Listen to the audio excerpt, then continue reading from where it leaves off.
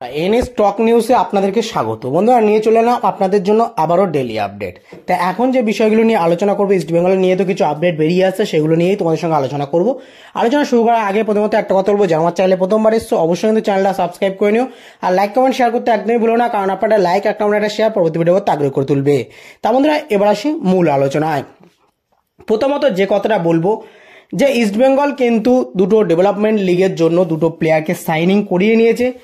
সেটা হলো 15 বছর বয়সী মিডফিল্ডার পজিশনের প্লেয়ার মোহাম্মদ জাহিদ খান। এই মোহাম্মদ জাহিদ খান যিনি কিন্তু বেঙ্গালুরু এফসি থেকে ইস্ট বেঙ্গলে সাইনিং করলেন। খুবই প্রমিসিং একজন মিডফিল্ডার, দারুণ পারফরমেন্স করেছিল বেঙ্গালুরু এফসিতে। সেখান থেকে ট্রায়ালে এসেছিল কিন্তু আমাদের এই ইস্ট বেঙ্গল টিমে। সে ট্রায়াল থেকে কোচের পছন্দ হওয়ার জন্য কিন্তু কোচ তাকে সাইনিং করিয়ে নিয়েছে 1 বছরের চুক্তিতে। এবার দেখার বিষয় থাকবে তিনি ইস্ট বেঙ্গলে কতটা পারফরমেন্স ভালো করতে চলেছে।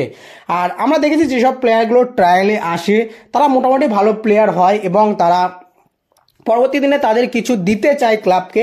সেই মতো কিন্তু এই মোহাম্মদ জাহিদও একটা প্রমিসিং মিডফিল্ডার। দেখার বিষয় থাকবে তিনি ইস্ট বেঙ্গলে কি দিতে পারে। এরপর যদি আরো একজন প্লেয়ারের নাম বলি, তিনি হলো 17 বছর বয়সী চয়ন ছেত্রী। ইনিও কিন্তু মিডফিল্ডার, আর এই প্লেয়ারটিও কিন্তু এসেছিল আমাদের ইস্ট বেঙ্গল টিমের ট্রায়াল দিতে। সেই ট্রায়াল থেকেই কোচের পছন্দ হয়, কোচ কিন্তু তাকে সাইনিং করিয়ে নিয়েছে। তাহলে বুঝতেই পারছো দুজন মিডফিল্ডার কিন্তু আমাদের ইয়ং টিমের জন্য ডেভেলপমেন্ট আরএফডিএল ডেভেলপমেন্ট লিগের জন্য কিন্তু সাইনিং করে নেওয়া হয়েছে। এবার দেখার বিষয় থাকবে এই দুই মিডফিল্ডার তারা আমাদের ইস্টবেঙ্গল টিমে কতটাকে দিতে পারছে সেটাই। কারণ আবারও বলছি, আমি আগেও কিছুদিন আগে আমি বলেছিলাম যে যদি তোমার ভিত ভালো হয় তাহলে তোমার কিন্তু উপরে ঘরও ভালো হবে বা বাড়িও ভালো হবে। তা সেই জায়গা থেকে ইস্টবেঙ্গল টিমে যদি ভিতটা ভালো করতে পারে, যদি ইউথ টিমগুলো ভালো করতে পারে, তাহলে কিন্তু তাদের সিনিয়র টিমটাও অনেকটাই বেটার হবে। কারণ এই ইউথ টিম থেকে কিন্তু প্লেয়াররা উঠে আসবে সিনিয়র টিমে। আমরা কিন্তু বিগত কিছু বছর ধরে দেখছি সিনিয়র টিমে কিন্তু সেরকমভাবে ইউথ কোনো প্লেয়ার উঠে আসেনি, 2-1 প্লেয়ার ছাড়া। তাই ইস্টবেঙ্গল টিমের কিন্তু দরকার ইউথ টিমটাকে আরও জোর দেওয়া, কারণ সেখান থেকে কিন্তু প্লেয়ার তারা তুলে নিতে পারবে।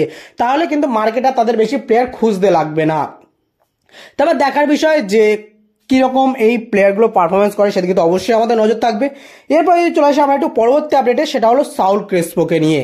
দেখো, সাউল ক্রেসপো ইস্টবেঙ্গল ছাড়ছে, এটা প্রায় একটা নিশ্চিত হয়ে গেছে বলা যায় যে সাউল ক্রেসপো ইস্টবেঙ্গল ছাড়তে চলেছে। এবার ইস্টবেঙ্গল ছেড়ে তার গন্তব্য কোথায় হতে চলেছে? দেখো, ইস্টবেঙ্গল ছেড়ে তার গন্তব্য কিন্তু আমরা এখনো পর্যন্ত যতটুকু জানতে পারছি চেন্নাইন এফসি হতে চলেছে। চেন্নাইন এফসিতে কিন্তু তিনি সাইনিং করতে চলেছে। এবার চেন্নাইন এফসির কোচ, নতুন কোচ ক্লিফার্ড মিরান্ডা, তিনি কিন্তু নতুন সাইনিংগুলো করাতে চলেছে বলা যায়। তিনি ভালো ভালো বিদেশিকে নিয়ে আসতে চলেছে। তা সেই জায়গা থেকে সাউল ক্রেসপোর ওপরেও তার একটু নজর রয়েছে এবং চেন্নাইন এফসির পক্ষ থেকে একটা প্রাথমিক পর্যায়ে কথাবার্তা সারা হয়েছে সাউল ক্রেসপোর এজেন্টের সঙ্গে, যতটুকু আমরা জানতে পেরেছি। এবার বিষয়টা হচ্ছে, যদি সাউল ক্রেসপোকে ছাড়তে হয় তাহলে কি কোনো রকম কোনো আর্থিক ক্ষতিপূরণ দিতে হবে ইস্টবেঙ্গলকে? দেখো, আমরা এখনো পর্যন্ত যতটুকু জানতে পারছি যে আর্থিক ক্ষতিপূরণ কিন্তু ইস্টবেঙ্গলকে কোনো রকম ভাবেই কিছু দিতে হবে না। সেই রকম ভাবেই কিন্তু ইস্টবেঙ্গল ছাড়তে চলেছে এই সাউল ক্রেসপোকে। যে টিম তাকে নিতে চাইবে, তার যেহেতু কন্ট্যাক্ট রয়েছে, যে টিম তাকে নিতে চাইবে সেক্ষেত্রে কিন্তু সেই টিমেরই এই আর্থিক ক্ষতিপূরণটা তাকেই দিতে হবে। এরকম একটা কিছু কজ রেখে কিন্তু তাকে ছাড়া হচ্ছে বলে আমরা এখনো পর্যন্ত জানতে পারছি। এবার দেখার বিষয় থাকবে যখন তাকে ছেড়ে দেবে তখন কি ডিমান্ডে ছাড়লো, কি কি নিয়ম মেনে তারপর ছাড়া হয়েছে সেটা তখন বোঝা যাবে, তার আগে তো বোঝা যাবে না। কিন্তু বিষয়টা হচ্ছে এই সাউল ক্রেসপোর পরিবর্তে কোন প্লেয়ার আসতে চলেছে ইস্ট বেঙ্গলে। দেখো, মার্কেটে অনেক ধরনের অনেক নাম ছড়াচ্ছে, কিন্তু তোমাদেরকে একটা কথা বলবো, সাউল ক্রেসপোর পরিবর্তে কিন্তু কোনো রকম কোনো মিডফিল্ড পজিশনের কোনো প্লেয়ার আসছে না বলে কিন্তু আমরা জানতে পারছি।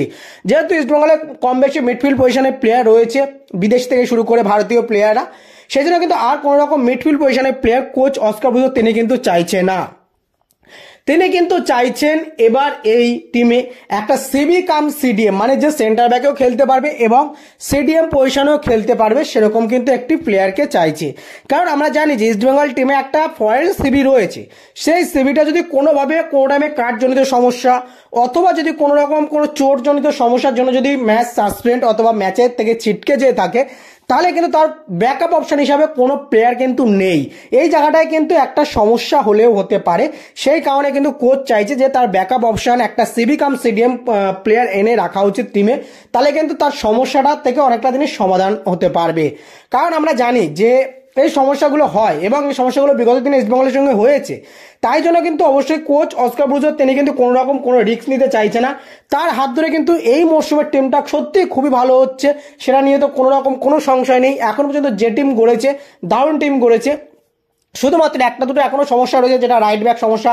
আশা হচ্ছে রাইট ব্যাক সমস্যা কিছুদিনের ভিতরে মিটে যাবে। এবং ওই আরেকটা সমস্যা রয়েছে যে সিবির ব্যাকআপ, ঠিক আছে, ফরেন সিবি রয়েছে কেভিন সিভিল্লি, সেই কেভিন সিভিলির ব্যাকআপ কে আছে, এটা একটা কিন্তু সমস্যা রয়েছে এখন ইস্টবেঙ্গল টিমে। আর এছাড়া আরও একটা সমস্যা, আমি কালকে যখন ভিডিও করি তখন কিছু কমেন্ট এসেছিল যে রাইট উইং এর সমস্যাটা। দেখো রাইট উইং এর সমস্যাটা আশা করছি কোচ অস্কার ব্রুজো ওটার দিকে দেখছে না, তার কারণ রাইট উইং কিন্তু এডমুন্ড মোটামুটি ভাবে ভালোই খেলে দিচ্ছে। এছাড়া আরও ব্যাকআপ অপশন রয়েছে, বিপিন রয়েছে, অনেক প্লেয়ার রয়েছে। তাই জন্য কিন্তু রাইট উইংটা আর হয়তো কোনো রকম কোনো চেঞ্জেস আসবে না বা কোনো নতুন প্লেয়ারকে আমরা দেখতে পাবো না। কিন্তু আমি আবারও বলছি সিবি কাম সিডিএম কিন্তু আসতে চলেছে ইস্টবেঙ্গল টিমে, খুব তাড়াতাড়ি কিন্তু আসতে চলেছে, এটা কিন্তু আমি তোমাদেরকে বলে দিলাম। তা বন্ধুরা আজকে ভিডিওটা এইটুকুনি, যাদের ভালো অবশ্যই লাইক কমেন্ট শেয়ার করো, আর অবশ্যই চ্যানেলটা সাবস্ক্রাইব করে পাশে থাকবে বেল আইকনটি ক্লিক করে নিও। আর ভিডিওটা দেখার জন্য সবাইকে অসংখ্য ধন্যবাদ, ভালো থেকো, সুস্থ।